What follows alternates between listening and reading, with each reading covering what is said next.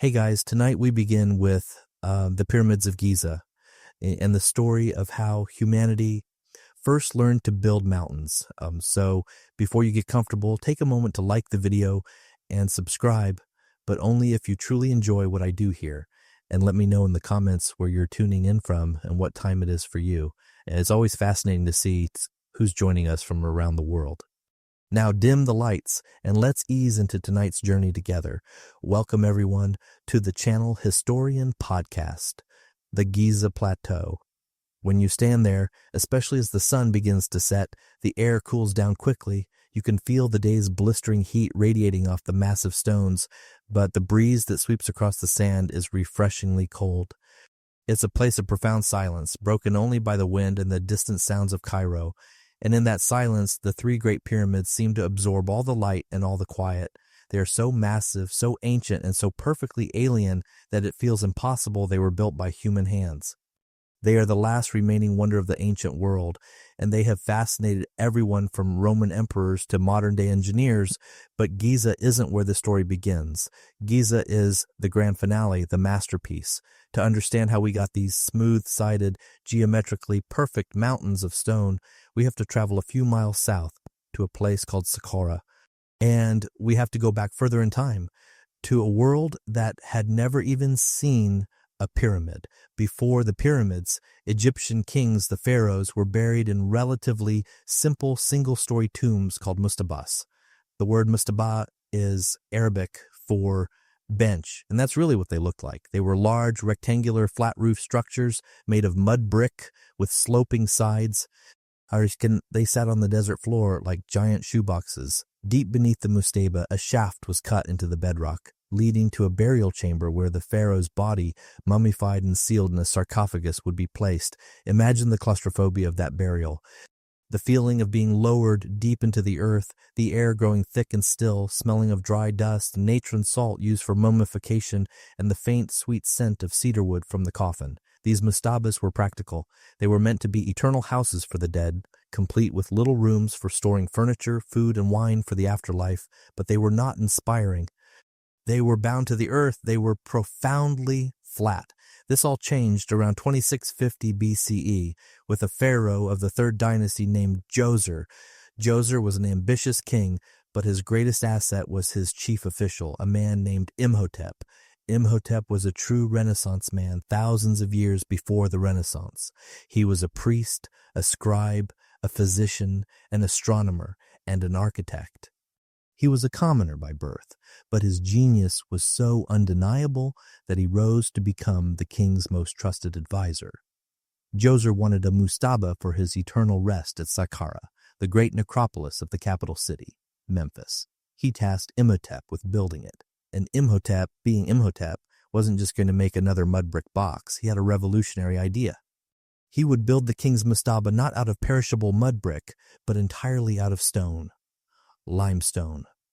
This was the first time in history anyone had attempted to build a large-scale structure completely from cut stone. Imagine the sounds at Saqqara during those years, the constant high-pitched ringing of thousands of copper chisels striking limestone.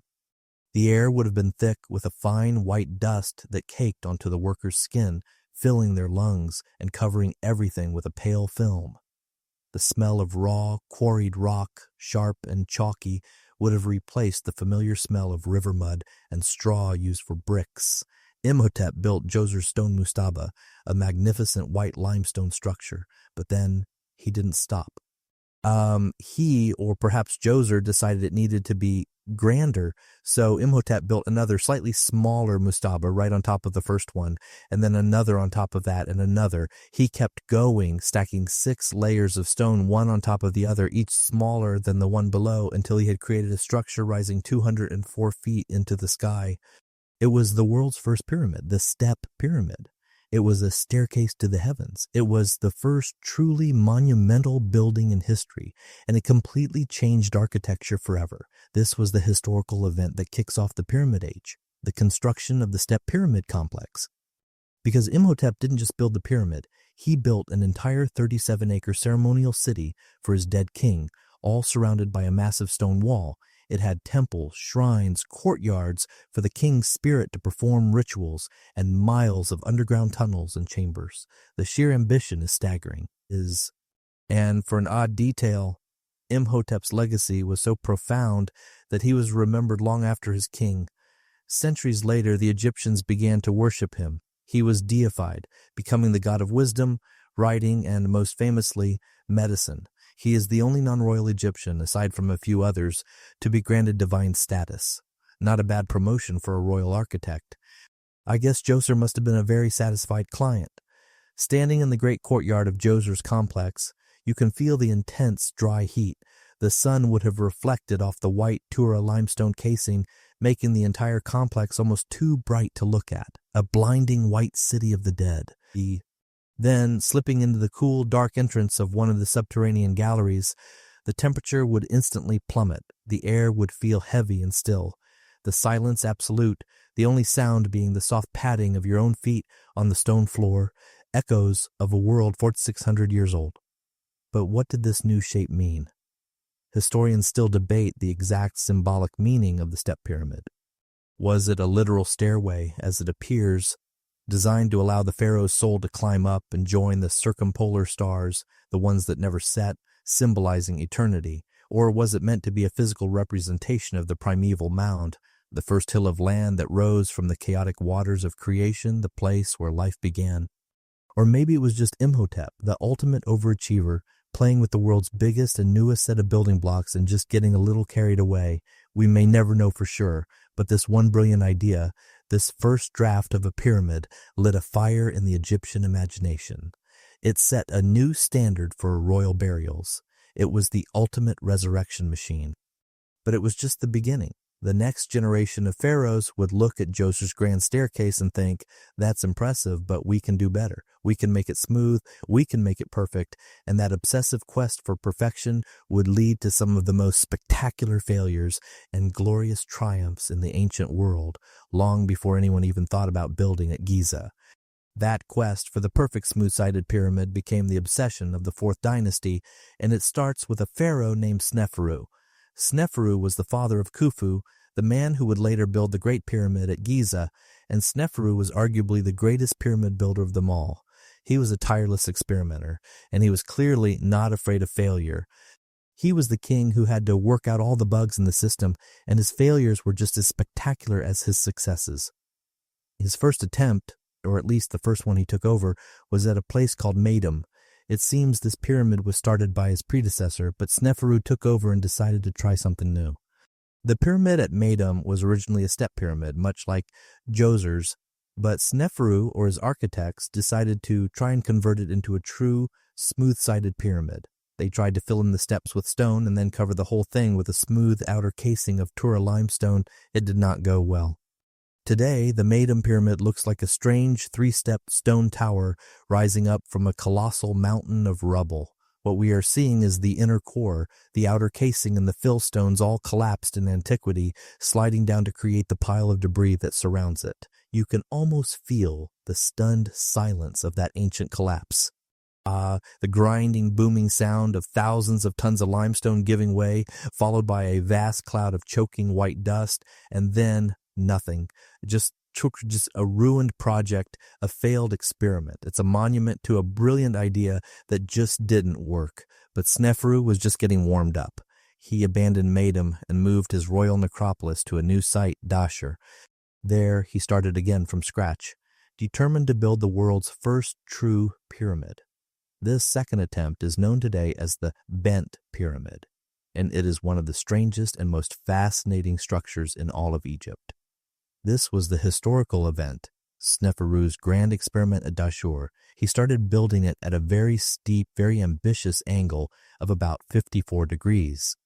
This was going to be a tall, sharp, magnificent pyramid. The workers toiled, hauling blocks up the growing ramps.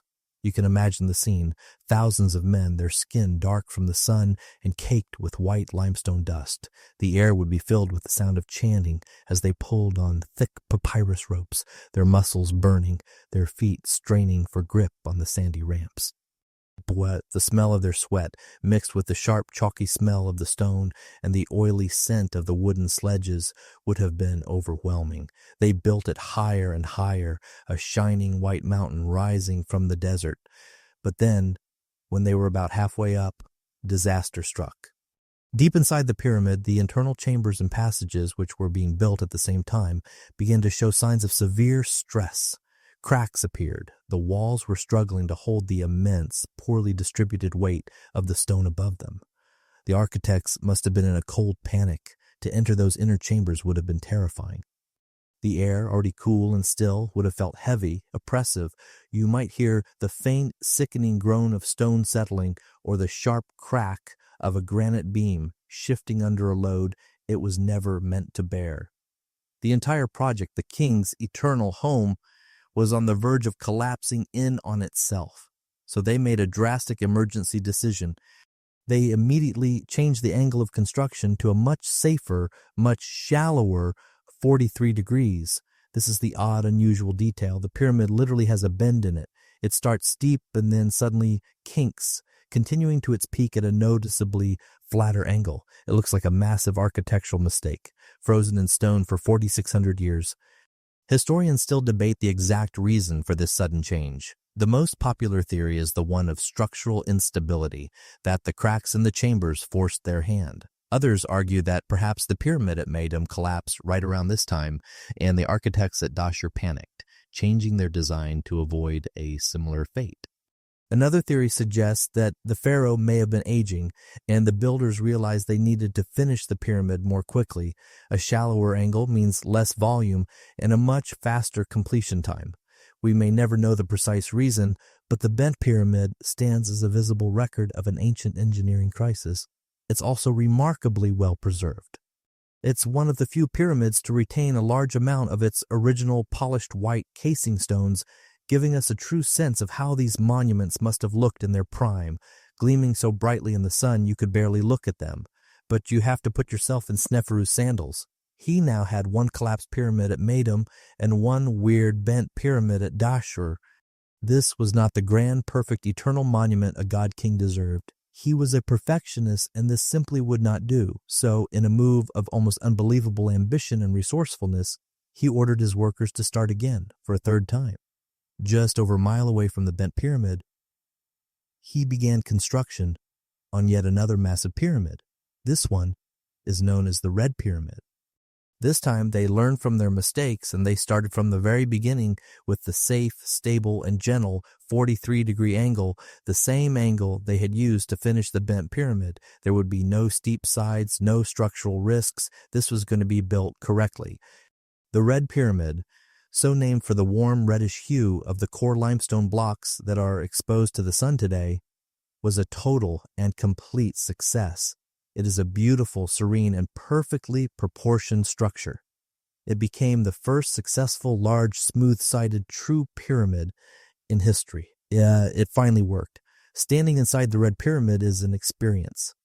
You descend a long, narrow passage into the heart of the stone, the air growing cooler and quieter with every step. Then you enter the chambers, and the ceiling soars above you in a magnificent corbelled vault, where each layer of stone juts out slightly over the one below it, creating a high, pointed arch. The mathematical precision is breathtaking. The feeling is one of complete, absolute stillness and permanence. This was the template. This was the final draft. Sneferu, through trial and error, had finally perfected the pyramid. He had moved more stone than any pharaoh in history, building 3 colossal monuments. He wrote the instruction manual for pyramid building, and in doing so, he handed his son Khufu the keys to the kingdom. He gave him the knowledge, the technology, and the organized workforce to build the most ambitious structure the world would ever see.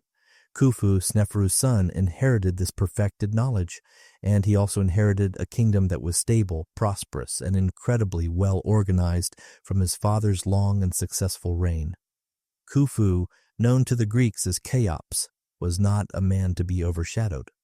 He looked at his father's 3 massive pyramids, including the perfect Red Pyramid, and decided to build just one. But his one pyramid would be so vast, so perfect, and so audacious that it would dwarf all of his father's accomplishments combined. He chose a new location, a high, solid limestone plateau just north of Djoser, a place that would become world famous. Giza. The site was perfect. It was a firm, flat shelf of bedrock, high enough to be safe from the Nile's annual flood, yet close enough to the river for transport, and it was right next to the capital city of Memphis. You can imagine Khufu and his architects standing on that empty plateau, the hot wind whipping their linen robes around their legs. The air would taste of dry sand and dust. From that height, they could see the entire world of Egypt, the ribbon of green, fertile farmland, the lifeblood of the kingdom snaking through the desert, and the bustling city of Memphis nearby. It was the perfect stage for the most ambitious building project in human history. The historical event that defines the Fourth Dynasty was this moment, the commissioning of the Great Pyramid of Giza around 2580 BCE. This was not just a tomb. It was a national project, a statement of divine power, a resurrection machine designed to launch the pharaoh's soul directly to the sun god Ra. Khufu took the 43-degree angle of his father's red pyramid and scaled it up, but he also made it steeper, returning to a more ambitious angle of nearly 52 degrees. He was confident his architects could handle it. The scale of what they planned is almost impossible to comprehend, even today. The finished pyramid would stand 146, 6 meters or 481 feet tall. For almost 4,000 years, it would remain the tallest man-made structure on Earth. Its base would cover over 13 acres of land. It would be built from an estimated 3 million stone blocks, most of which, the core blocks, were quarried right there on the Giza Plateau. These blocks weighed an average of 5 tons each, the weight of a large car. Imagine the sheer, brutal human effort. Thousands of men, their muscles straining, pulling these colossal blocks on wooden sledges. The feeling of the rough papyrus ropes in their hands, the fibers digging into their calloused skin. The sound would have been a deafening chorus, the rhythmic chanting of the work gangs, the high-pitched shriek of wood on stone, and the deep, grinding groan of the blocks being dragged into place. The air would be thick with the smell of sweat, dust, and the faint, sweet scent of cedarwood from the sledges. But what we see today, that rough, tiered, sand-colored mountain, is not what the ancient Egyptians saw. Today, we are looking at the core structure, the pyramid's underwear, essentially. Khufu's pyramid was originally encased in over 27,000 blocks of fine white Tura limestone, the same quarry his father had used. These stones were cut with incredible precision and polished to a smooth, flat mirror finish. This is the odd, unusual detail. The Great Pyramid didn't look like a stepped stone building. It was a perfect, gleaming white mountain. Imagine the sight of it. In the bright Egyptian sun, it would have been blinding. The polished surfaces would reflect the sunlight with such intensity that it would be painful to look at directly, like a star brought down to earth. To touch it, the stone would have felt impossibly smooth, almost like glass and cool despite the desert heat. At the very top, it was crowned with a capstone, a pyramidion, which may have been covered in gold or electrum, catching the first and last rays of the sun, a beacon of light visible for miles. This perfection was not just on the surface. The engineering of the pyramid's base is legendary. The 13-acre footprint is almost a perfect square, and it is almost perfectly level. The builders cut shallow trenches into the bedrock, filled them with water, and then marked the water surface a perfect horizontal line. The smell of that murky Nile water, sitting still in the rock-cut channels, would have been a strange, earthy scent in the middle of the dry plateau. When they finished, the entire base across 13 acres was level to within just 5 centimeters. But the most staggering feat was its alignment. The 4 sides of the Great Pyramid are aligned almost perfectly with the 4 cardinal directions, true north, south, east, and west. The average error is just 3/60ths of a degree. This is a level of precision that is hard to achieve even today with lasers and GPS. Historians still debate exactly how they did it. This was high-precision astronomy. 4,600 years ago, the most likely method involved the stars. At night, the desert sky is vast and clear. You can feel the temperature drop, a profound coldness seeping into the stone as the priests and surveyors lay on their backs. They would watch the silent wheeling dance of the stars. They may have used the circumpolar stars, the ones that never die, watching 2 stars like Kochab and Mizar as they rotated around the celestial pole. By waiting for the exact moment when these two stars were perfectly aligned vertically, they could find a true, perfect north. This level of precision was not for show. It was a fundamental religious requirement linking the pyramid and the pharaoh's soul to the eternal, unchanging cosmos. So how do you build a 481-foot-tall mountain of stone using 3 million blocks in a pre-industrial age? For centuries, the answer seemed obvious, at least to people like the Greek historian Herodotus and later Hollywood film directors. You must have used slaves. Armies of them, hundreds of thousands of miserable, whipped, and enchained laborers toiling and dying under the brutal command of a tyrannical pharaoh. It's a very dramatic image. It's also completely wrong. One of the single most important discoveries in modern Egyptology has been finding the answer to who built the pyramids. And the answer is that they were built by Egyptians for Egyptians in one of the most complex state-run projects ever undertaken. The historical event that proved this was the discovery, starting in the 1990s, of an entire buried city right on the Giza Plateau just south of the pyramid complexes. This site is known as Hayt el Ghurab, or more famously, the lost city of the pyramid builders. Archaeologists like Mark Lehner and Zahi Hawass led the excavations, and what they found was not a miserable slave camp. They found a massive, highly organized, 4,600-year-old industrial city built specifically to house and feed the thousands of workers who built the pyramids of Khafre and Menkaure, and likely the one for Khufu as well. This city was a marvel of urban planning. It had organized streets, workshops, granaries, and massive bakeries. It had sections for processing copper, the metal they used for their chisels and saws. It had facilities for processing enormous quantities of fish brought in from the Nile. And it had huge, long dormitory-style buildings, the galleries that could house thousands of workers. Imagine walking into the city at dawn. The air is already thick with smoke and noise. The smell is overwhelming. You have the sharp, salty stench of thousands of fish being gutted and dried in the sun, mixed with the warm, yeasty aroma of over 10,000 loaves of bread being baked in huge, conical clay pots. This was industrial-scale food production. These workers were being fed, and fed well. The sheer volume of bread and fish bones found at the site is staggering, and it wasn't just bread and fish. The odd, unusual detail that really shatters the slave myth is the animal bones. The workers in this city were eating huge amounts of beef, and not just any beef, but prime cuts, the best meat from young male cattle. In ancient Egypt, beef was a luxury. This was festive food. Slaves would be fed, but they would be given the bare minimum gruel and scraps, not prime rib. This was a diet for valued, skilled, and well-cared-for laborers.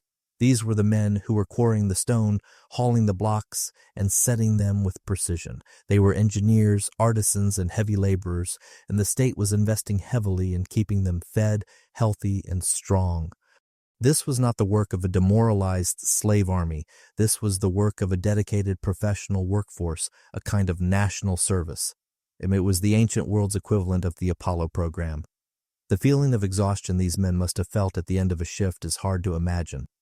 The intense physical labor, muscles screaming from hauling ropes for 10 hours in the sun, the limestone dust caked onto their skin, mixed with sweat, then returning not to a cell, but to a crowded, noisy, smoky barracks, the air thick with the smell of unwashed bodies, cooking fires, and sour beer. They would collapse onto woven mats, sharing a communal space with dozens of other men, knowing they had to get up and do it all again at sunrise. But they were also fed, paid, and part of something monumental. Historians still debate the exact nature of this labor force. It was almost certainly not slave labor as we imagine it. But was it voluntary? Probably not entirely. The most likely model is a rotating system of conscripted labor, a kind of national tax paid not in money, but in work. This was known as the corvée. During the annual Nile flood from July to October, the river would cover all the farmland, making agriculture impossible. This created a huge, unemployed, and available seasonal workforce. The state could then call up tens of thousands of these farmers for a few months at a time, bringing them to Giza to do the heavy hauling.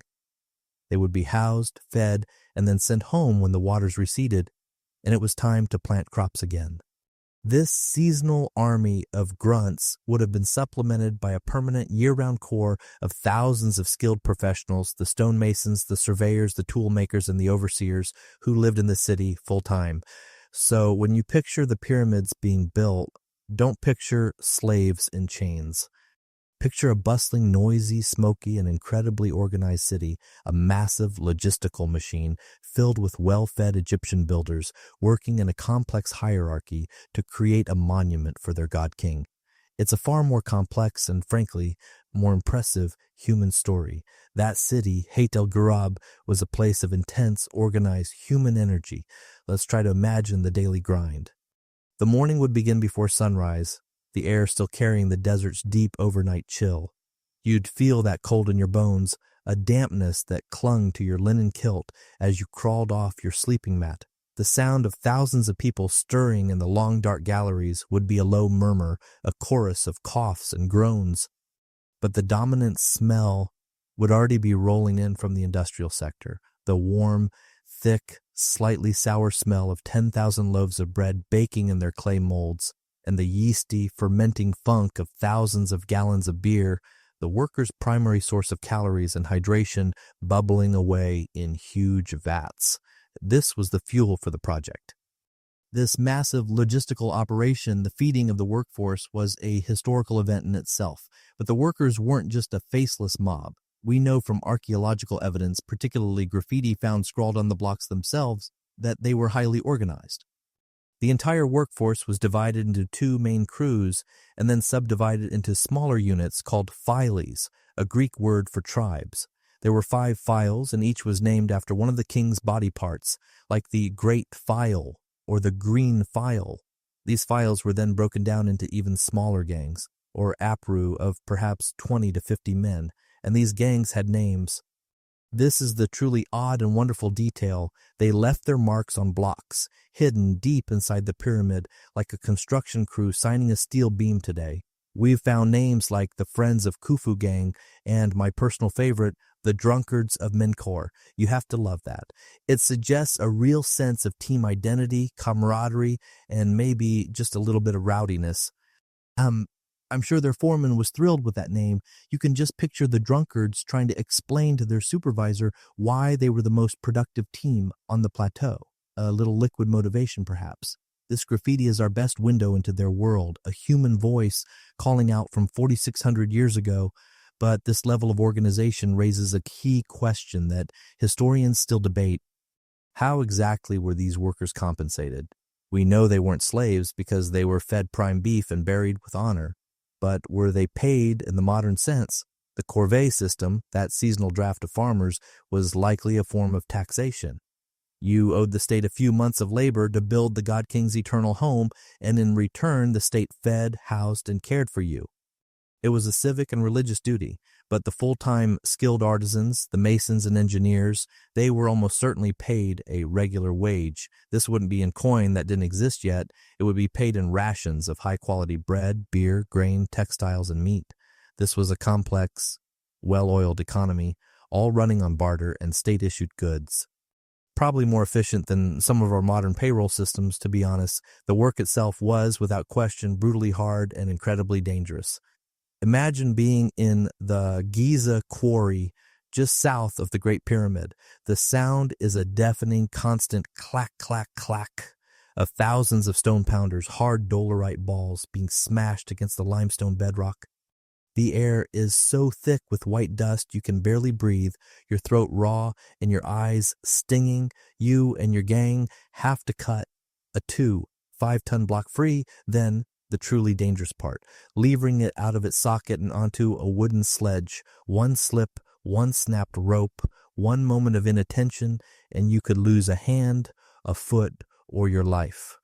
The feeling of a multi-ton block shifting unexpectedly, the sudden sickening lurch in your stomach, the sharp, blinding pain as stone crushes flesh and bone. This would have been a daily, terrifying reality. And we know it happened because we have found their bodies. Just uphill from the worker city, archaeologists found the worker cemetery. This, too, was a revelation. Slaves are not given proper burials. These men were. They were buried in simple pits. in the fetal position facing east with small pots of food and beer for their journey into the afterlife. And their bones tell the story of their lives. They are skeletons of men and women. Yes, women were part of the city too, showing immense physical strain. Their spines are compressed, their joints worn down from years of heavy lifting, but the most incredible discovery was the evidence of advanced medical care. This was a workforce that the state was not willing to just throw away. They found skeletons with cleanly healed breaks in their arms and legs. These bones had been expertly set with splints, allowing the worker to heal even if they couldn't work for months. These people were fed and cared for while they recovered. That is the opposite of slavery. Archaeologists even found skulls that showed signs of trepanation, brain surgery, where a small piece of the skull was cut away, likely to relieve pressure from a head injury. And some of these skulls showed signs of new bone growth around the hole, meaning the patient actually survived the operation and lived for years afterward. Imagine the intense, searing pain of that procedure. In a world without anesthetic, does the smell of your own bone and blood, the sound of a copper saw scraping against your skull? It's a horrifying thought, but it's also a testament to the incredible skill of their doctors and the profound value the state placed on these skilled laborers. That workforce, fed on prime beef and cared for by royal surgeons, was a precision instrument, and Khufu used that instrument to gather materials from the entire length of his kingdom. The 3 million core blocks, the rough sandy-colored limestone, were quarried right there on the Giza Plateau. That was the heavy lifting, but Khufu wasn't building a rough tiered hill. He was building a perfect gleaming white jewel, and for that, he needed the best stone in Egypt. This meant going across the river to the quarries at Tura. The historical event was the massive, systematic exploitation of the Tura quarries. These weren't open-pit quarries like the ones at Giza. The Tura limestone was so fine, so white, and so pure that it was quarried from deep underground galleries cut directly into the cliffs on the east bank of the Nile. Imagine the workplace.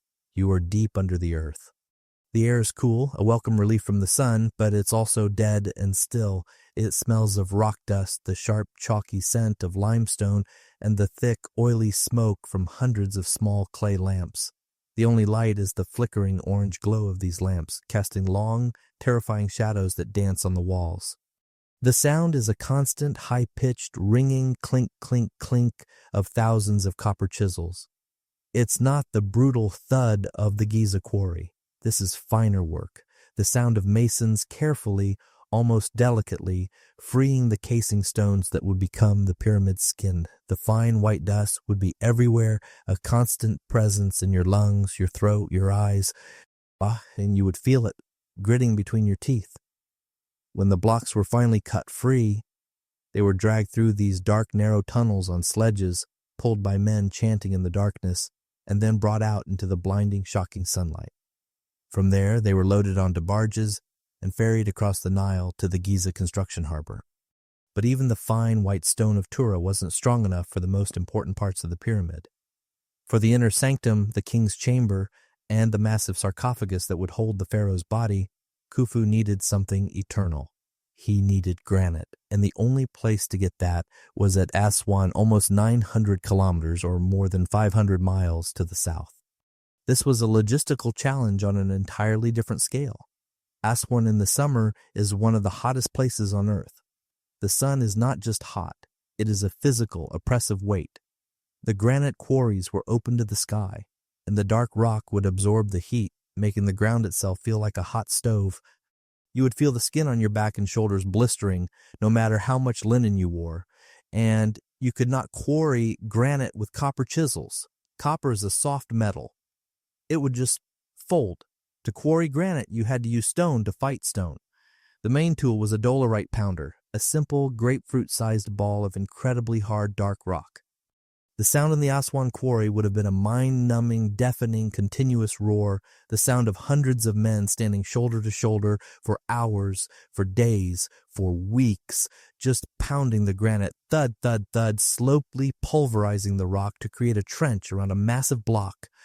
The feeling of that impact, that shock, would travel up your arms and into your shoulders, jarring your entire body until your muscles were a single burning ache. This is the odd, unusual detail. They also used fire. Workers would pile huge amounts of wood on top of the granite and light massive bonfires. They would let them burn for hours, heating the rock to an incredible temperature. Then they would douse the fire with cold Nile water. The sudden, violent temperature change, the thermal shock, would cause the granite to crack and split with a sharp crack that echoed across the quarry. The air would be filled with the acrid smell of burnt wood and the hiss of superheated steam. And once they freed a block, say a 50-ton block for the ceiling of the king's chamber, they had to move it. They had to drag it on a massive wooden sledge, likely with hundreds of men, down to the Nile. There it was loaded onto an enormous barge, a specially built ship that must have groaned under the weight. This was perhaps the most dangerous moment. One slip, one imbalance, and the block could be lost to the river, and the barge and its crew with it. Then began the long, slow 500-mile journey downriver, north, all the way to Giza.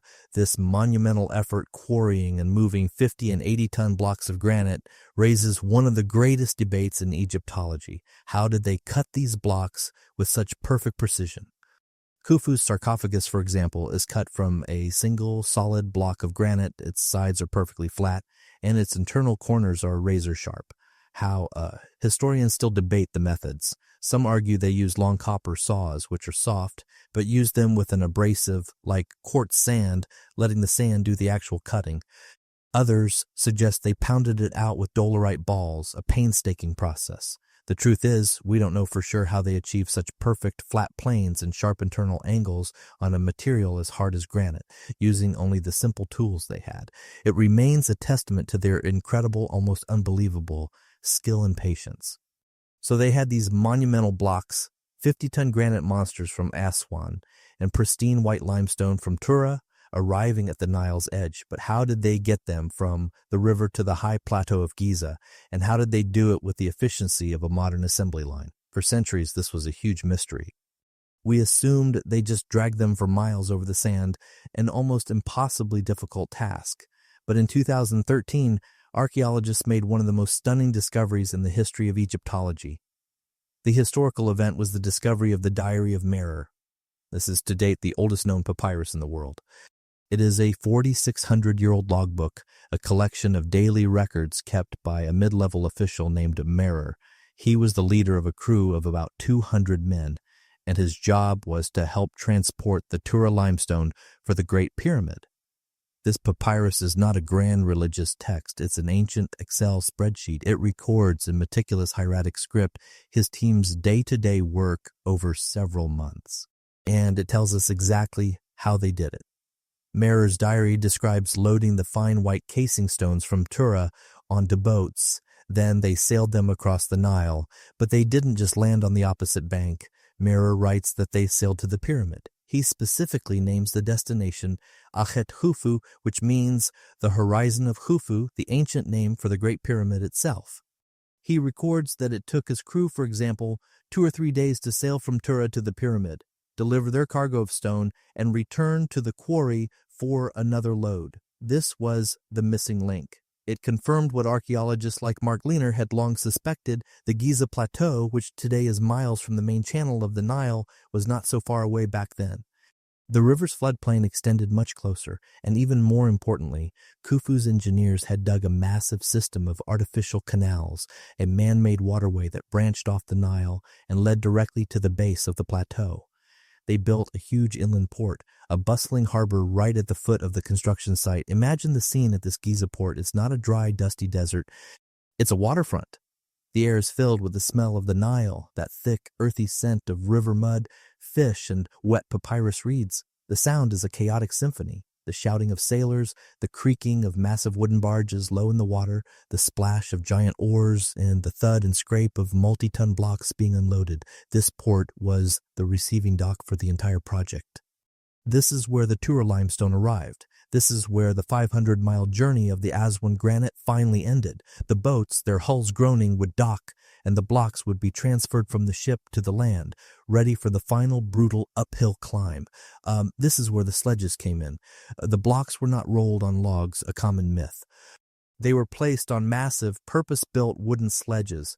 We have found the remains of these sledges, and then hundreds of men, the pulling gangs, The friends of Khufu, the drunkards of Menkaure, would take up the thick papyrus ropes and begin to haul. And this brings us to the odd, unusual detail, another brilliant piece of simple, effective Egyptian science. How do you drag a 5-ton block, let alone a 50-ton block, on a wooden sledge over sand without it just sinking in and getting hopelessly stuck? And the answer is found in a famous painting from the later tomb of a regional governor named Imhotep. The scene shows a colossal statue of the governor being moved on a sledge by 172 men.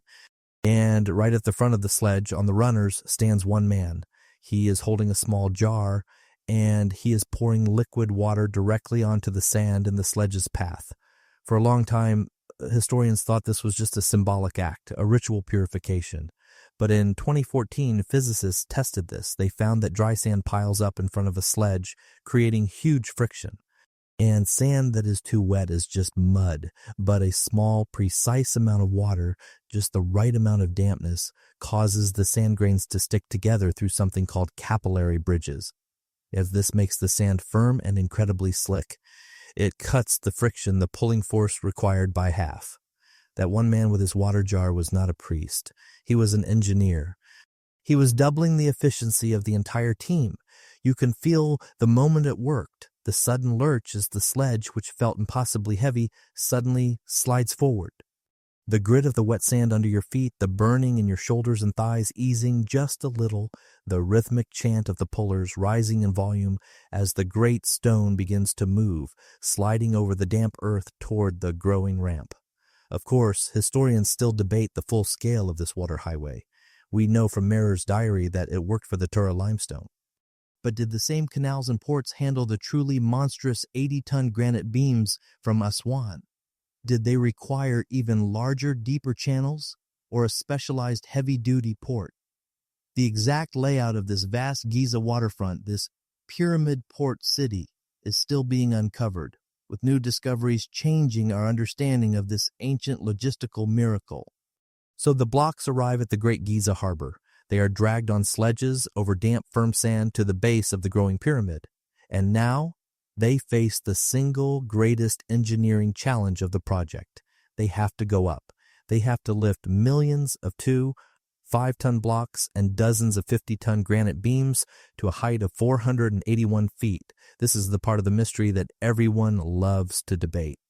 The how of the vertical lift. We do have one huge clue from ancient writers. The Greek historian Diodorus Siculus, writing 2,000 years after the pyramids, stated that the builders used mounds of earth. This, combined with archaeological evidence of ramp-like structures at other smaller pyramids, makes it almost certain they used ramps. The historical event, then, is not a single moment, but the very practice of ramp building itself, a technique confirmed by these ancient traditions, but saying they used ramps is like saying you build a car with tools. It doesn't really tell you anything. What kind of ramp? This is where the great debate begins.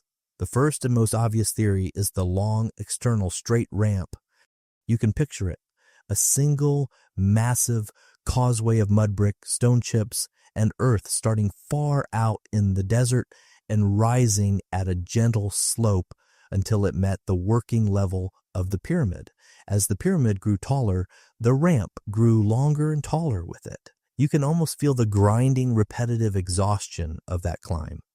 The feeling of the papyrus rope cutting into your shoulder, your bare feet slipping on the gritty, sandy surface of the ramp. The air would be thick with the earthy, musty smell of the mud brick ramp itself, which would be constantly repaired and extended by work crews. The problem with this theory is the sheer, mind-boggling scale. This is the odd, unusual detail. For a ramp to be usable, it can't be much steeper than an 8 or 10% grade. To reach the 481-foot summit of the Great Pyramid, at that gentle angle, the ramp would have to be almost a mile long. It would be a structure nearly as massive as the pyramid itself, containing an enormous volume of material. Building the ramp would be a project as big as building the pyramid.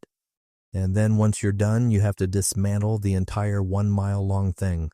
Diodorus himself noted with astonishment that not a single trace of these massive construction ramps remained in his day. It seems like an awful lot of work, building one giant thing just to build another giant thing, and then unbuilding the first thing. a bit inefficient even for a pharaoh with unlimited resources. This logistical nightmare leads to the second major theory, the spiral ramp. This is a much more economical idea. Instead of a long straight ramp, the builders would have constructed a ramp that wrapped around the pyramid like a road winding up a mountain. It would be built onto the sides of the pyramid structure itself, corkscrewing its way up as the pyramid grew. This is a very neat solution. It's far less material, and it keeps the factory floor right at the edge of the construction, but it has its own problems. Imagine you were on that ramp. It would be a narrow ledge, perhaps 30 feet wide, with a sheer drop on one side. The air would feel different up here, the wind much stronger, whipping at your kilt and carrying the high-pitched shouts of the foreman.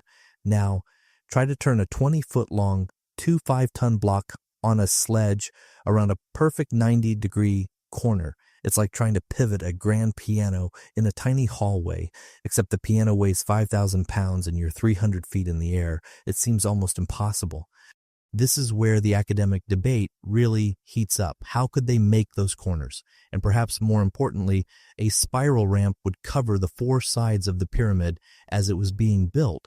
How could the surveyors maintain their perfect geometric alignment of the faces and the 52-degree angle if a giant ramp was in the way? They needed clear lines of sight to the corners to keep the pyramid from becoming a lopsided mess. So both major theories have major flaws. This has led to more recent hybrid theories. Perhaps the most compelling one suggests they used both.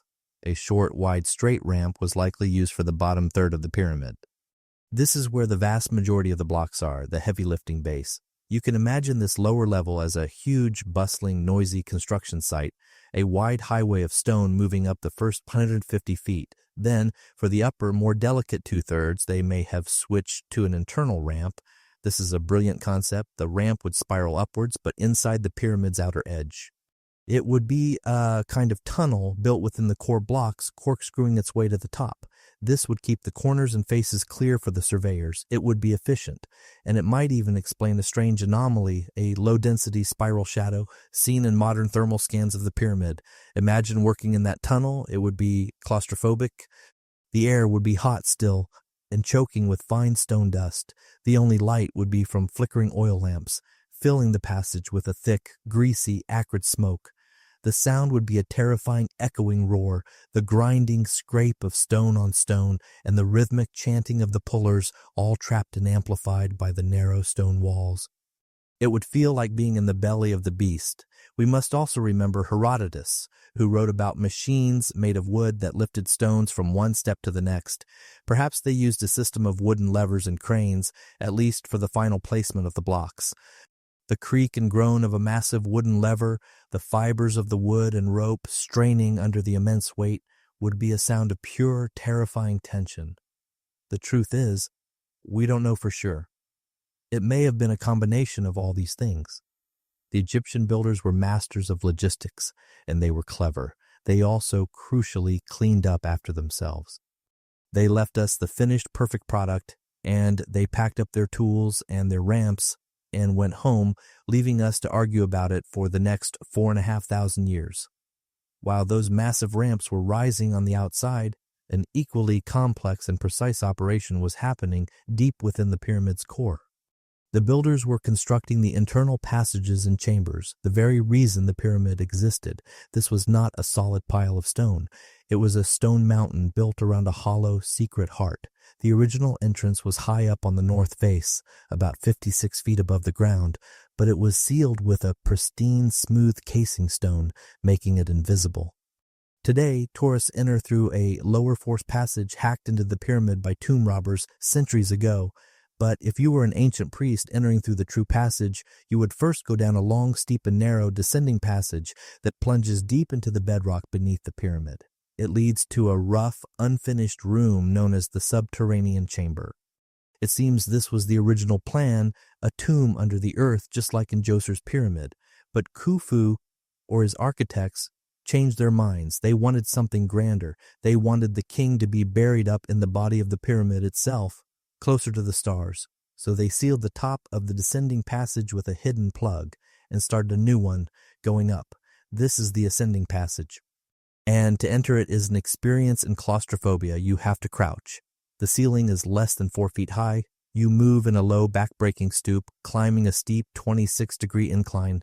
The air in here is awful. It's hot, completely still, and thick with the smell of ancient dust and the faint, dry mineral scent of the limestone. The only sound is your own labored breathing, echoing weirdly in the tiny space, and the scrape of your feet on the stone. You can feel the stone just inches from your face and the smooth, worn rock of the floor under your hands as you balance yourself. This is not a good place to bring a first date unless you are both very, very serious about Egyptology. This cramped upward climb continues for 129 feet, a true test of nerves. And then, just when your back is screaming, the passage suddenly, dramatically opens up. You stumble out of that tiny tunnel and can finally stand upright. You are at the bottom of one of the most mysterious and magnificent spaces in the ancient world, the Grand Gallery. The change is a physical shock. You go from a 4-foot-high crawl space to a soaring, corbelled ceiling 28 feet high. The walls of polished, honey-colored limestone seem to rise up into the darkness. The air, which was hot and dead, now feels vast, cool, and almost alive with a faint echo. Your voice, quiet for so long, now bounces off the distant walls. The gallery continues to climb. At the same steep 26-degree angle, a massive ascending hall, 153 feet long. On either side, there are strange ramps with slots cut into them, and the walls are built in 7 slightly overlapping layers, creating that pointed, corbelled effect. This chamber is a true historical event, a masterpiece of structural engineering. But its purpose is one of the greatest academic debates in pyramid studies. Historians still debate what the Grand Gallery was for. Was it simply a magnificent symbolic hallway, a passage of the soul for the king's spirit to ascend? Or did it have a practical, mechanical purpose during construction? The slots and the ramps on the floor are baffling. Some scholars believe they were used to hold a complex system of wooden beams and ropes, a kind of counterweight system, to help haul the massive 50-ton granite blocks up into the king's chamber. Others are convinced that the gallery's main function was to store the massive granite plugs, the security system that were slid down the ascending passage to seal the tomb after the pharaoh's burial. The builders unfortunately did not leave an instruction manual. After you climb the full length of the strange echoing gallery, you reach a single large 3-foot-high step. Climbing over this, you duck into one last low horizontal passage, and then you are there. You are in the king's chamber, the heart of the Great Pyramid. The change is immediate and profound. You leave the pale limestone and enter a room made entirely of something else, dark, cold, red Aswan granite. The room is a perfect, stark, and unadorned rectangle. The walls, floor, and ceiling are made of 100 massive granite blocks, quarried 500 miles away, fitted together with almost no visible seams. The air in here is cold. It's a deep, penetrating cold that seems to radiate from the stone itself. You can feel the immense, crushing weight of the 200 feet of pyramid still piled above you. The only sound is the complete, total, and almost terrifying silence of the grave. And there, on the far side of the room, sits the single object it was all built for, the sarcophagus. It, too, is cut from a single solid block of dark red granite. It is simple, massive, and empty. And here is the odd, unusual detail that locks the entire construction timeline into place. The sarcophagus is just a few centimeters wider than the low passage you just crawled through to enter the chamber. It could not have been carried in. It was placed here in this exact spot first. Then the 100 granite blocks of the chamber and the 3 million blocks of the pyramid were built around it. Imagine the sight, a single, perfect, empty coffin sitting on the stone floor, open to the desert sky, as the walls rose block by block to entomb it for eternity. Talk about a pre-order. You really have to be sure about your furniture choices if you are going to build a 481-foot stone mountain around it. And that is the most baffling thing about the king's chamber. Its profound, stark, almost brutalist simplicity. When we think of pharaohs' tombs, especially from the later New Kingdom, we picture the Valley of the Kings. We think of walls covered from floor to ceiling with vibrant paintings, intricate hieroglyphs, and scenes from the Book of the Dead, a complete instruction manual for the afterlife. The king's chamber in the Great Pyramid has none of that. Not a single carving, not one hieroglyph, not a speck of paint. It is an empty, silent, anonymous granite box. Khufu wasn't one for interior decorating, apparently. The only sound is the faint, high-pitched ringing in your own ears, the sound of absolute silence. The air is so still and cold you can feel it on your skin, a heavy, ancient presence. It smells of nothing, just dry, sterile, 4,500-year-old dust. This darkness is so complete that it has fueled centuries of speculation, with many finding it impossible to believe that this was the final resting place for such a great king. But the room's genius is hidden. Above that perfectly flat granite ceiling, Khufu's engineers built one of their most brilliant and crucial features. They built 5 low-stacked compartments, one on top of the other, separated by massive 80-ton granite beams. These are the relieving chambers. Their sole purpose was structural. They were designed to act like a spring to catch and redistribute the colossal, crushing weight of the pyramid's core, diverting it away from the flat ceiling of the king's chamber below, preventing it from being smashed flat. These chambers were never meant to be seen. They are rough, unfinished, and covered in the quarry graffiti of the work gangs, the Friends of Khufu gang. This is where, in 1837, the name of Khufu was found, confirming for the modern world who built this monument, but the king's chamber was empty. The massive sarcophagus was there, its lid gone, but the king's mummy, his treasures, his burial goods, all of it was gone. It had been stolen, likely in the chaos that followed the collapse of the Old Kingdom thousands of years ago. Imagine the first tomb robbers finally breaking their way into the pyramid's sealed passages, the feeling of that first rush of hot, stale, ancient air, a 2,000-year-old breath escaping into their faces, smelling of nothing, or perhaps the faintest, long-dead scent of cedarwood and dried resins. Their hearts would be pounding, not with awe, but with greed. They would rush into the king's chamber, their torches casting frantic, dancing shadows on the red granite walls. They would find the sarcophagus, and with a grunt of effort heave the massive lid aside, and then the frantic, greedy plundering, ripping the mummy apart for the gold amulets tucked within its bandages, grabbing the golden vessels, the jewelry, the furniture. And then they were gone, leaving the chamber empty, desecrated, and silent once more. This profound emptiness is what has haunted the pyramid ever since. For centuries, explorers, mystics, and archaeologists have been convinced that this dark granite room could not be the real tomb. It must be a decoy, a trick. They believed that Khufu, the master builder, must have hidden his true chamber, filled with treasure, somewhere else within the massive structure, in a place no robber could ever find. This belief has led to countless searches, from gunpowder blasting explorers in the 19th century to modern teams with high-tech equipment. This brings us to the modern historical event, the Scan Pyramids Project. Starting in 2015, an international team of scientists decided to search for hidden chambers, but without moving a single stone. They used non-invasive 21st century technology. Their main tool was muon tomography. Muons are high-energy particles, a kind of space dust, created when cosmic rays hit the Earth's upper atmosphere. And they rain down on us constantly, and they can pass through hundreds of feet of solid rock. It's by placing highly sensitive detectors deep inside the pyramid, in places like the Queen's Chamber, the scientists could catch these particles. Because by counting the muons coming from different directions, they could create a kind of X-ray of the pyramid. If an area had more rock, fewer muons would get through. If an area had an unexpected lack of rock, a void, more muons would get through. And in 2017, they found something. They found something huge. This is the odd, unusual detail.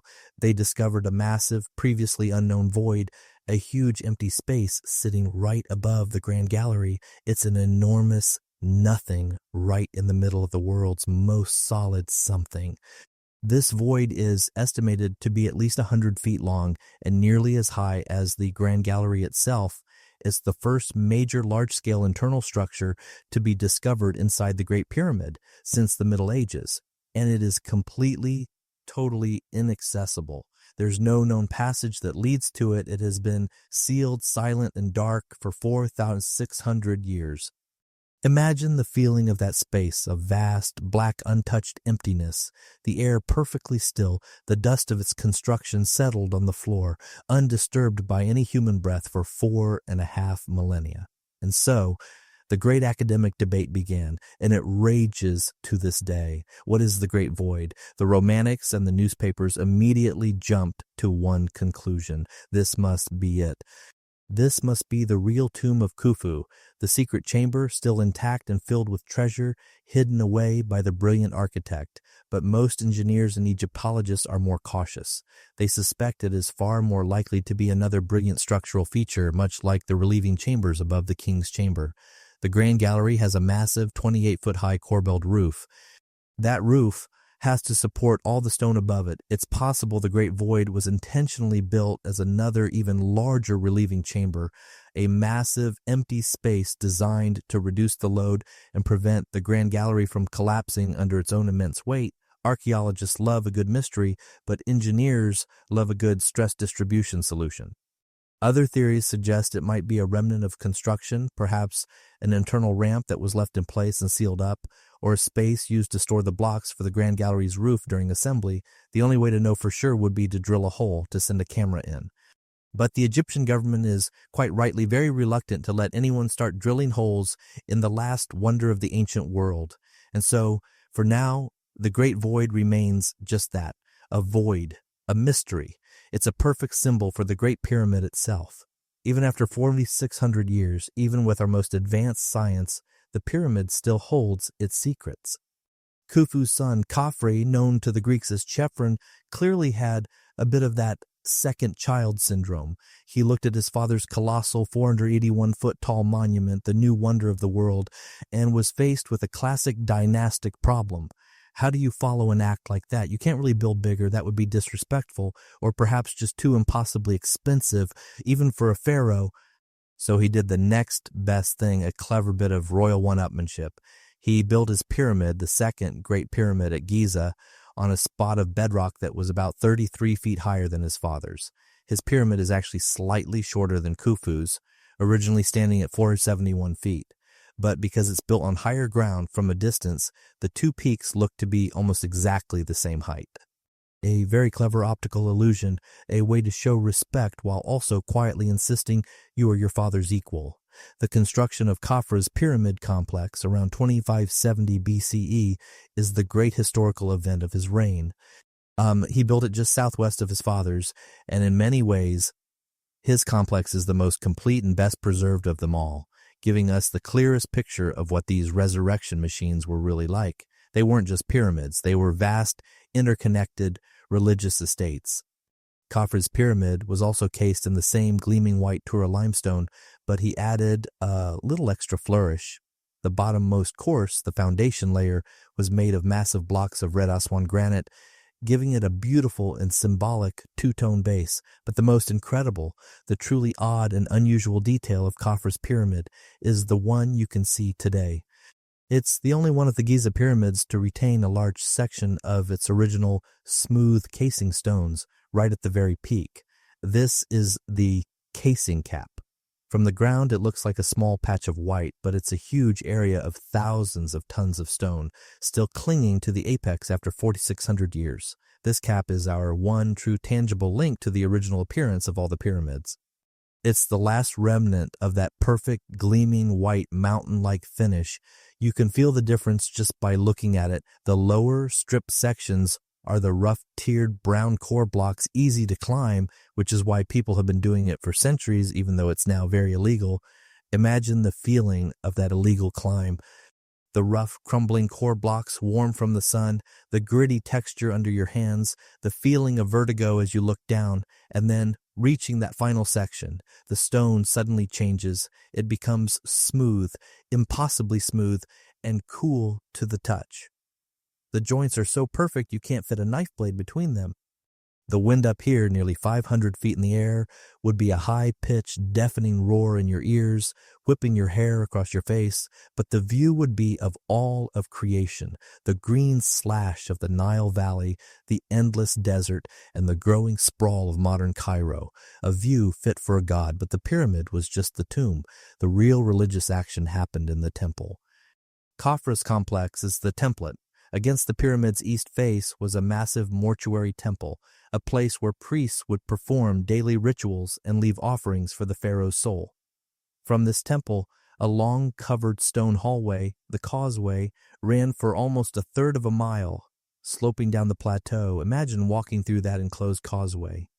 It would be dark, cool, and silent, the only light coming from small slits in the roof.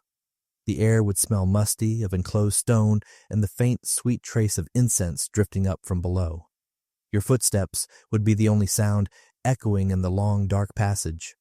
This causeway led to the Valley Temple, a magnificent square building of massive limestone blocks sheathed in polished red granite, and this was the ceremonial entrance to the complex, sitting right at the edge of the Giza harbor, where the canals we talked about would have lapped at its foundations.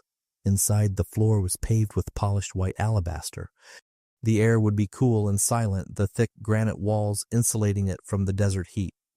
In the main hall, 23 statues of Khafre, carved from an incredibly hard, dark, almost black stone called diorite, sat in niches, awaiting the daily rituals. Imagine touching one of those statues. The diorite would feel impossibly cold and smooth, harder than steel. It would feel eternal. One of these statues, found by archaeologists, is one of the most famous masterpieces of Egyptian art. It shows Khafre sitting on his throne, and behind his head, the god Horus, as a falcon, wraps his wings around the king's head in a gesture of divine protection. It's a perfect image of the Egyptian idea of kingship, the king as the living embodiment of the god on earth. But as with all things in Egypt, there's an academic debate. Khafre was Khufu's son, but was he his immediate successor? There is good evidence that another more mysterious son of Khufu, named Djoser, actually ruled for a few years between Khufu and Khafre. Djoser didn't build at Giza. He went a few miles north to a site called Abu Rawash and started a pyramid of his own, which is now a complete ruin. Historians still debate the succession. Was Djoser a usurper? Did he and Khafre hate each other? Or was it a simple, orderly succession, and Khafre just happened to outlive his brother and return the royal necropolis to the Giza plateau? We don't know for sure. It's a little bit of 4,500-year-old family drama written in stone, but Khafre's complex had one more component, a truly massive, mind-boggling one, sitting right next to his causeway. He didn't just build his temples and his pyramid, he carved a guardian. Khafre's complex was an architectural masterpiece, but he wasn't finished. He left one more mark on the plateau, a guardian for his entire necropolis, and it is, without question, the strangest, most iconic, and most mysterious statue in the world, the Great Sphinx. The historical event was the carving of this colossal creature. But the Sphinx wasn't built in the traditional sense. It wasn't assembled from blocks like the pyramids. It was carved.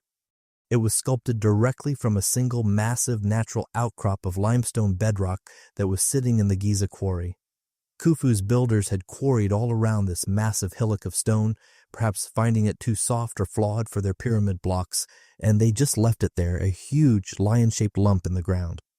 It was Khafre, or his architects, who had the brilliant idea to turn this waste rock into the world's largest statue. It is an enormous creature, over 240 feet long from its paws to its tail, and 66 feet high. It is a recumbent lion and the ultimate symbol of royal power, but with the head of a human, a pharaoh wearing the royal Nemes headdress. This makes it a perfect representation of the king as a divine and powerful being, an embodiment of the sun god Horemakhet, or Horus in the horizon, guarding the pyramids at the horizon of the dead.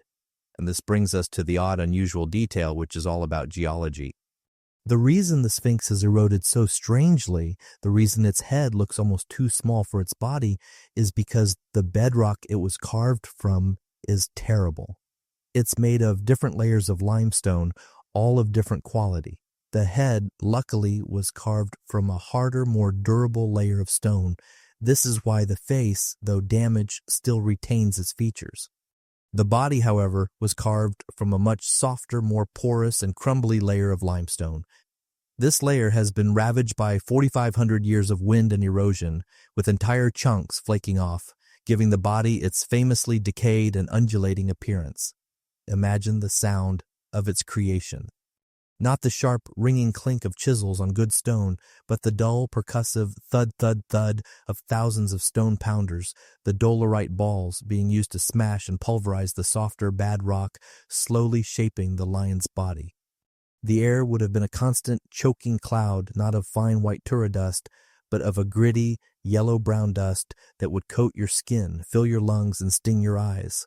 You would feel the hot desert wind whipping this grit into your face as you worked, slowly revealing the God King from the living rock. And it wasn't the monochrome statue we see today. We have found flecks of paint on it. It was originally painted in bright, vivid colors. The body and face were deep, reddish-brown, the traditional color for men. The royal headdress was painted with bright yellow and blue stripes. It would have had a long, braided divine beard, fragments of which were found in the sand and are now in various museums.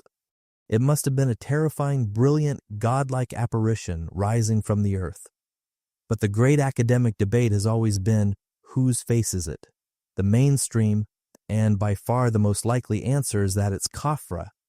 It sits perfectly aligned with his pyramid complex. It is the guardian of his causeway. The style of the Neme's headdress, the royal uraeus cobra on its brow, and the proportions of the face are a perfect match for the magnificent hard diorite statues of Khafre that were found in his valley temple just a few hundred feet away. It's Khafre as a god guarding his own tomb. Case closed. Well, not quite. Some historians, noting subtle differences in the facial style, have suggested it might not be Khafre.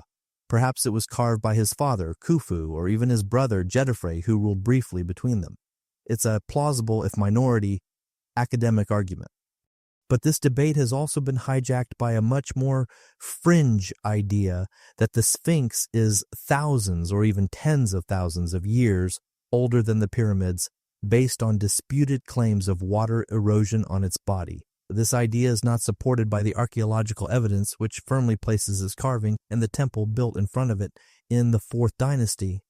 For most of its long life, the Sphinx wasn't a revered guardian. It was a forgotten relic. The Giza Plateau is at the mercy of the desert, and the wind is relentless. For thousands of years, the Sphinx was buried, not just a little, but buried completely, up to its neck in sand. You can almost feel it, the constant, stinging, whispering sound of sand grains blowing past your ears. The air so dry it cracks your lips, tasting of nothing but dust. The Sphinx has been a cat buried in the world's biggest litter box. It was so completely forgotten that by the New Kingdom, 1,000 years after it was built, it was already an ancient mystery. The pharaoh Thutmose IV, around 1400 BCE, fell asleep in the shade of the great head, the only part visible. He had a dream where the Sphinx, as the god Horemakhet, spoke to him. It complained of its sandy prison and promised that if Thutmose dug it out, it would make him king. Thutmose woke up, ordered the first great excavation of the Sphinx, and sure enough, he became pharaoh. He built a great granite stela, the Dream Stela, and placed it between the statue's paws, where it remains today, telling this very story. And no, Napoleon's soldiers did not shoot the nose off. We have drawings of the Sphinx before Napoleon's time that show the nose already missing. It was likely chiseled off in the 14th century by a devout Sufi Muslim who considered the statue an unholy idol. A bad day for the Sphinx, but a good day for stopping all those got-your-nose jokes. And so Khafre's complex, guarded by his own massive stone face, was complete. But the dynasty was not over. The Giza Plateau had room for one more royal tomb. This final monument would belong to Menkaure, known to the Greeks as Mykerinos. He was Khafre's son and Khufu's grandson, and when it came time for him to build his eternal home around 2510 BCE, he made a very different choice. The historical event that closes the Giza story is the construction of Menkaure's pyramid. And the first thing you notice, the thing you cannot possibly ignore, is that it's small. It's not just a little smaller. It's tiny, at least by Giza standards. His grandfather's pyramid is a 481-foot-tall behemoth. His father's is a 471-foot-tall monster. Menkaure's pyramid barely scrapes 215 feet. It has less than 1/10 the total mass of the Great Pyramid. It's the punctuation mark at the end of the Giza sentence, not another exclamation point. Maybe Menkaure was just the minimalist of the family. He looked at his dad's and granddad's sprawling afterlife palaces and just wanted something cozier, more manageable, a tiny tomb, if you will. This dramatic, sudden shift in scale is one of the great academic debates of the Old Kingdom. Why did he downsize so dramatically? Historians have argued about this for a long time. The most straightforward theory is just economics. You cannot build two solid stone mountains, complete with cities for the workers and massive temple complexes, without it costing an almost unimaginable amount of the kingdom's wealth, resources, and manpower. It's possible that after two solid generations of nonstop, obsessive, monumental construction, the Egyptian state was just a bit tired. The royal treasury might have been running low. The people might have been stretched thin. Another, more complex theory is that religious power was shifting. Perhaps the pharaoh, the god-king, was no longer the one and only focus of all religious life. The cult of the sun god Ra was growing immensely in power. His priests, based at Heliopolis, were becoming a major force in the kingdom, and it's possible they were diverting resources and devotion away from the pharaoh's personal cult and toward their own temples. The era of the pharaoh as the absolute, all-powerful, mountain-building god may have been just starting to fade. Or a third theory, it could just be bad luck and bad timing. Menkaure may have had grand plans, but he may have had a much shorter reign than his father and grandfather, and he simply ran out of time. But what Menkaure's pyramid lacked in sheer size, it more than made up for in materials and artistic flair. This is the odd, unusual detail. He went for luxury over scale. The lower 16 courses of his pyramid, almost one-third of its total height, were not cased in the standard white Tura limestone.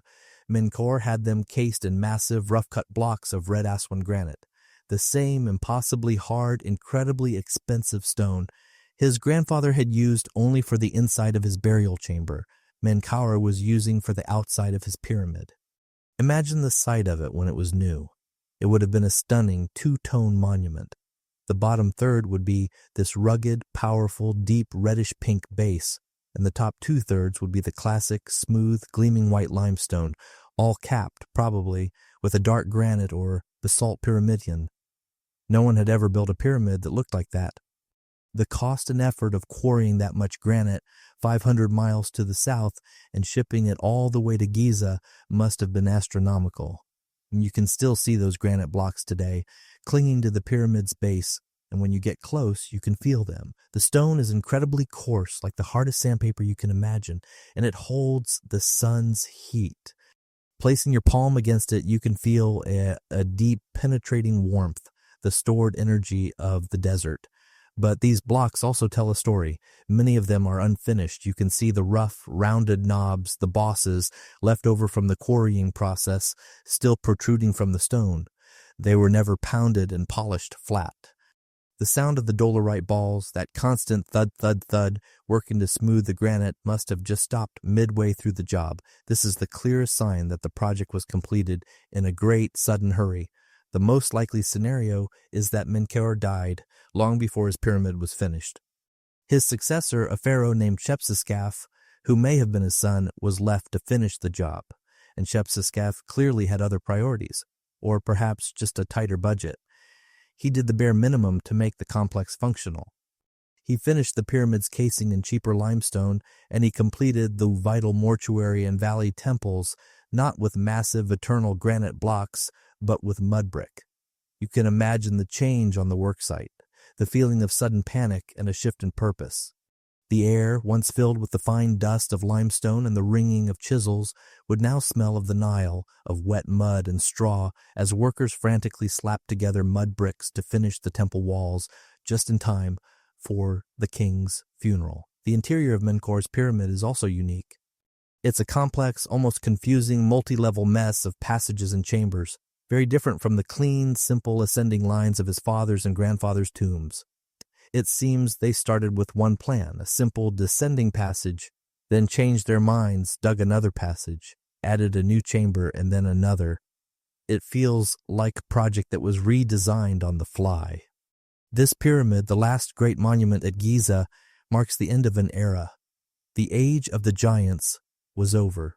The Giza Plateau would now become a venerable ancient cemetery, a place of pilgrimage, while later kings would go elsewhere to build their own, much smaller and more modest tombs. That hurried, unfinished mud brick and granite complex of Menkaure has one final tragic and utterly bizarre story to tell. His pyramid, like the others, was plundered in antiquity. We know this. But what happened inside it is a strange, confusing mess, and its final chapter takes place not in 2500 BCE, but in the 1830s. The historical event was the 19th century rediscovery and subsequent heartbreaking loss of Menkaure's sarcophagus. In 1837, a British Army officer named Howard Vyse, who was more of a dynamite and crowbar archaeologist than a careful scientist, blasted his way into Menkaure's pyramid. Deep inside the granite-lined burial chamber, he made an incredible discovery. He found the pharaoh's sarcophagus, and it was beautiful.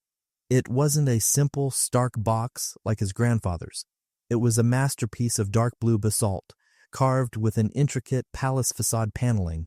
It was a stunning, priceless artifact from the Old Kingdom. In the chamber nearby, Vyse also found fragments of a simple, wooden, human-shaped coffin lid, which was bizarrely inscribed with Menkaure's name along with some human bones. So, Vyse did what any good 19th century colonial explorer would do. He decided to take it all. He packed up the bones, the wooden coffin lid, and the magnificent multi-ton basalt sarcophagus, and he shipped them all back to England. The bones and the light wooden lid were put on one ship, and they made it just fine. They are in the British Museum to this day, and this is the odd, unusual detail. When those bones were later carbon dated, they were found to be from the Coptic period, less than 2,000 years old, and the wooden coffin lid, though it had Menkaure's name, was in a style from the Site period, 2,000 years after Menkaure died. It was probably a pious later king trying to restore the tomb, replacing the original plundered coffin. So the only thing Vyse found that was actually from Menkaure's original burial was the one thing that didn't make it. The great basalt sarcophagus was loaded onto a merchant ship called the Beatrice. In October of 1838, the Beatrice sailed into a vicious storm in the Mediterranean, somewhere between Malta and Spain. The ship was overwhelmed. Imagine the sheer terror of that moment. The howl of the wind, the crash of cold black waves washing over the deck, the ship groaning under the strain, and deep in the hold, a 4,500-year-old multi-ton stone coffin, the eternal bed of a god king, would have snapped its moorings. You would hear the catastrophic sound of it, a grinding, booming crash as it smashed through the wooden hull of the ship.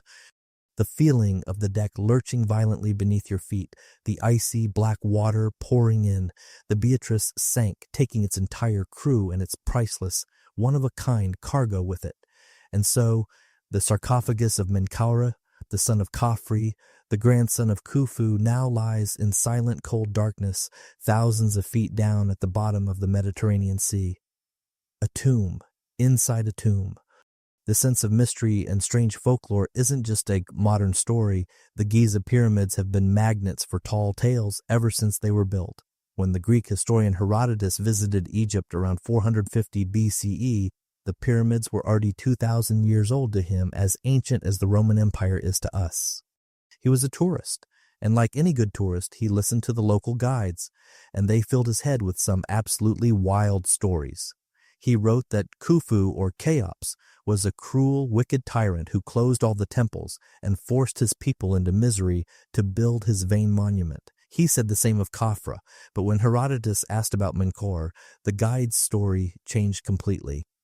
They told him Menkaure was the opposite. He was a pious, just, and beloved king. He reopened the temples and ruled with kindness. They said the gods loved him, but had decreed that Egypt must suffer 150 years of tyranny, and Menkaure's goodness was messing up the divine plan. So an oracle told him he only had 6 years left to live. Menkaure, in a move that I can only respect, decided to party. He had thousands of lamps lit every night and spent his last 6 years feasting, drinking, and reveling by day and by night, turning 6 years into 12 by never sleeping. A true inspiration. Historians still debate what to make of these stories. Is this a genuine folk memory, a preserved oral tradition that Menkaure was, in fact, a nicer king? Or was this just later Egyptian propaganda, a way for the priests of Herodotus's day to contrast their own pious times with the supposed hubris of the ancient pyramid builders?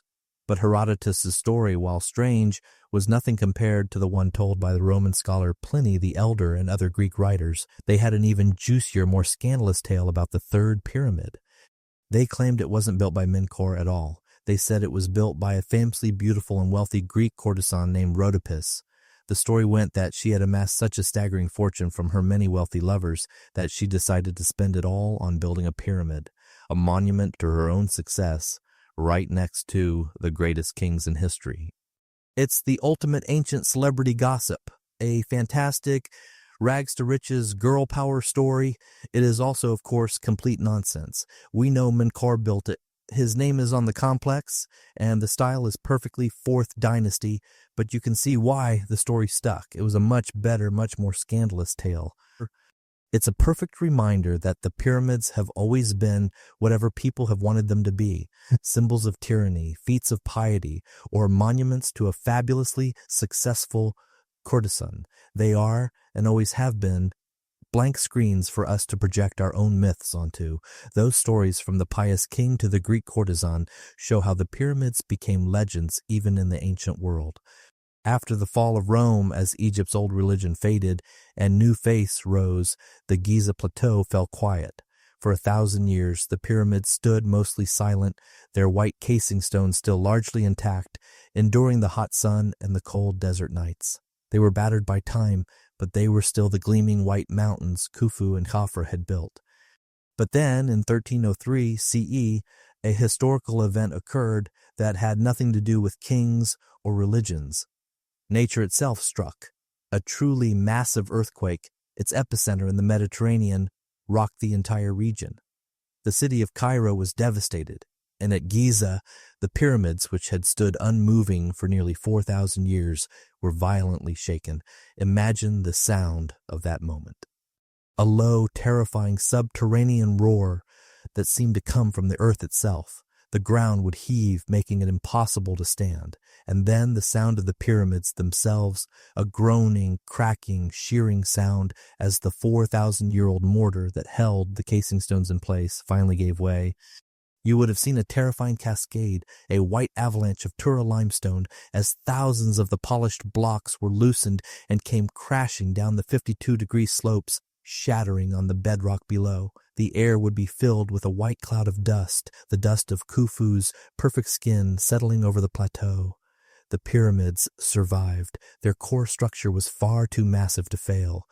But their smooth, impenetrable skins were now broken, shattered, and scarred. They were no longer perfect. And in that imperfection, the sultans of the nearby growing city of Cairo saw an opportunity.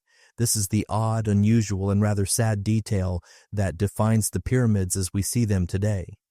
The Mamluk sultans, like Al-Nasir Hassan in the 1350s, looked at the Giza plateau and saw not a sacred ancient wonder, but the world's greatest, most convenient pre-cut quarry.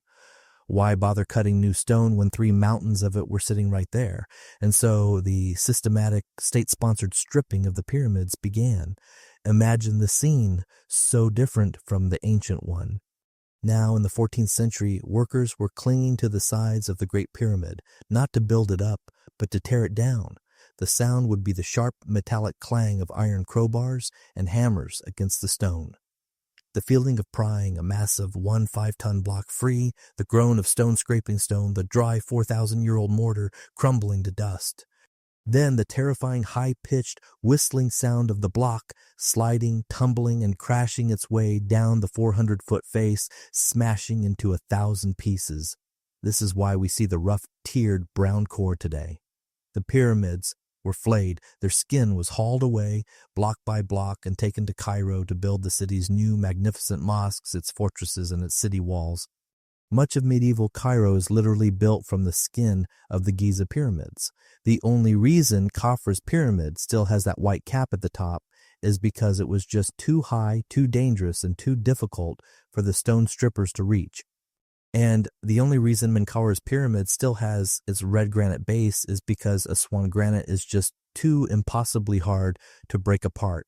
and the medieval workers, like Shepseskaf before them, decided it just wasn't worth the effort. And yet, even in the stripped, ruined, and naked state, they endure. They are a testament to that first great age of stone, to the ambition of Djoser, the relentless experiments of Sneferu, and the perfection of Khufu, Khafre, and Menkaure. They are the dream of the god kings, but they are also the sweat and the sheer, stubborn human muscle of the friends of Khufu and the drunkards of Menkaure. They are a miracle of human organization and a monument to the simple, brilliant idea that if you have enough hands, enough bread, enough beer, and a truly monumental will, you can build a staircase to the stars. And so our long journey across the sands of the Giza Plateau finally comes to an end for tonight. We can let the image of those three silent sand-colored guardians begin to fade, standing stark against a deep, purple desert sky. We've felt the claustrophobic tightness of the ascending passage, the sudden, cool, echoing expanse of the Grand Gallery, and the deep, cold, perfect silence of the King's Chamber. We've smelled the chalky dust of the Tura quarries and the hot, greasy smoke of the workers' camp.